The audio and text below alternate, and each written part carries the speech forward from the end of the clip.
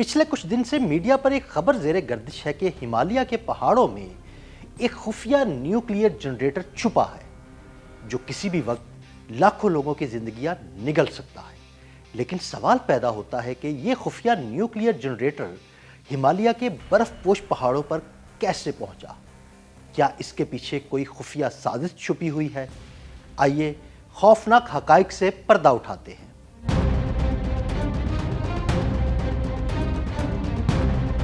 نندا دیوی ہمالیہ کا خوبصورت اور برف پوش پہاڑ اپنے اندر خفیہ نیوکلیئر جنریٹر کا وہ راز سمیٹے ہوئے ہے جس سے اگر ریڈیو ایکٹیو پلوٹونیم خارج ہونا شروع ہو گیا تو نہ صرف لاکھوں لوگوں کی زندگیاں ختم ہو جائیں گی بلکہ یہ خفیہ جنریٹر آنے والی نسلوں کو بھی آہستہ آہستہ موت کی وادی میں لے جائے گا۔ اس نیوکلیئر جنریٹر کی کہانی شروع ہوئی تھی 1965 میں جب بھارت اور امریکی خفیہ ایجنسی CIA نے خفیہ آپریشن کے دوران اسے ہمالیہ کے پہاڑوں کے درمیان واقع نندا دیوی کی چوٹی پر نصب کرنے کی کوشش کی اور اس کا مقصد تھا چین کے میزائل ٹیسٹوں کی نگرانی کرنا۔ اس خوفناک اور خفیہ مشن میں امریکی اور بھارتی کوہ پیماؤں کی ایک ماہر ٹیم شامل تھی، لیکن اچانک آنے والا برفانی طوفان اس منصوبے کی راہ میں رکاوٹ بن گیا اور یہ مشن مکمل نہ ہو سکا۔ جنریٹر جس میں پلوٹونیم 238 اور پلوٹونیم 239 شامل تھا اسے طوفان کی وجہ سے برف کی ایک چٹان پر چھوڑ دیا گیا اور یہ سوچا گیا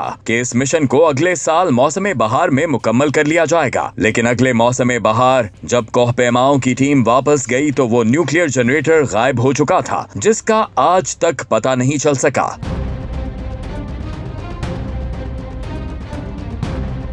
نیو یارک ٹائمز جریدے کے مطابق جنریٹر جسے SNAP 19C کہا جاتا ہے آج بھی نندا دیوی کے گلیشیئرز میں کہیں دبا ہوا ہے جو گنگا اور جمنا کو پانی فراہم کرتے ہیں۔ ماہرین کے مطابق اگر یہ نیوکلیئر جنریٹر کسی کو مل جائے تو ریڈیو ایکٹیو پلوٹونیم تابکاری اور ممکنہ ڈرٹی بم کے لیے استعمال ہو سکتا ہے۔ پلوٹونیم انسان کے اندر جانے پر کینسر اور اعضاء کی ناکامی کا سبب بن سکتا ہے۔ CIA کے سابق اہلکاروں اور مشن کے زندہ بچ جانے والے کوہ پیماؤں کے مطابق دریائے گنگا پر لاکھوں افراد کا انحصار ہے اور اس کا خطرہ انتہائی سنگین ہے۔ کچھ ماہرین کا کہنا ہے کہ دریا کا وسیع بہاؤ تابکاری کو کم کر سکتا ہے، لیکن ماحولیاتی تبدیلی اور گلیشیئر کے پگھلنے سے یہ خطرہ بڑھ رہا ہے۔